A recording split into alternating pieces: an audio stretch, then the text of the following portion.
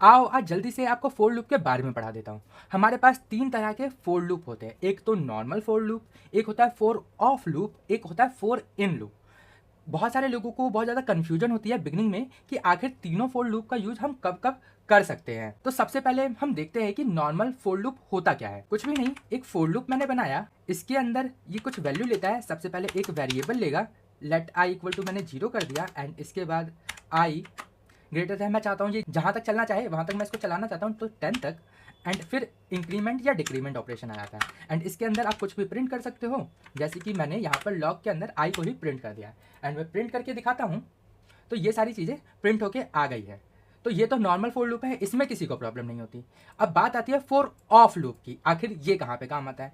ये हमें काम करता है जब भी हम किसी एरे को रीड करते हैं। तो रीड कैसे करते हैं? सबसे पहले मैं उसके लिए एरे ही बना लेता हूँ। ये मैंने एरे बना लिया। अब मैं इसके हर एक एलिमेंट को रीड करना चाहता हूँ। तो इसको रीड करने के लिए कैसे करेंगे? सबसे पहले फोर लूप लगाओ, एक वेरिएबल बनाओ,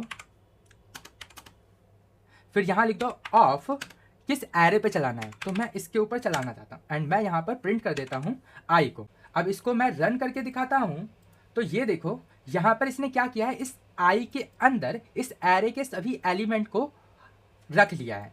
और ये काम मैं इसके साथ भी कर सकता था, बट लाइन ऑफ कोड बढ़ जाते। इसके साथ कैसे कर सकता था, इसको मैंने अभी के लिए कमेंट किया। और ज़रूरी नहीं है आप इसको सिंगल लाइन में लिखो, आप इसको कर्ली ब्रैकेट के अंदर भी लिख सकते हो। इसके अंदर कैसे लिख सकते थे आप? इसको मुझे चलाना है कि एरे की लेंथ तक, तो एरे डॉट लेंथ, एंड यहाँ पर ARR, और यहाँ इसको डाल दो आई को इसके अंदर। अब मैं रन करूँगा तो ये सेम काम ही करेगा, दोनों कोड सेम काम करेंगे। तो ये देखो सेम चीज़ ही प्रिंट होकर आई है, बट इसमें लाइन्स ऑफ कोड ज़्यादा है और कॉम्प्लेक्सिटी ज़्यादा है। ये बहुत ज़्यादा सिंपल सा है, इसलिए हम ज़्यादातर इसको यूज करते हैं कि हमें एरे को रीड करना हो तो। एंड तीसरा आता है फोर इन लूप। ये किस तरीके से काम करता है? ये काम करता है हमारे ऑब्जेक्ट के ऊपर। तो एक ऑब्जेक्ट बना लेते हैं। यहाँ पर ये मैंने ऑब्जेक्ट बना लिया। अब इसके ऊपर मैं लूप को रन करता हूँ। तो four same late I variable declare करो। अब ऑफ की जगह इन आएगा और किसके ऊपर चलाना है, तो मुझे ऑब्जेक्ट के ऊपर चलाना है।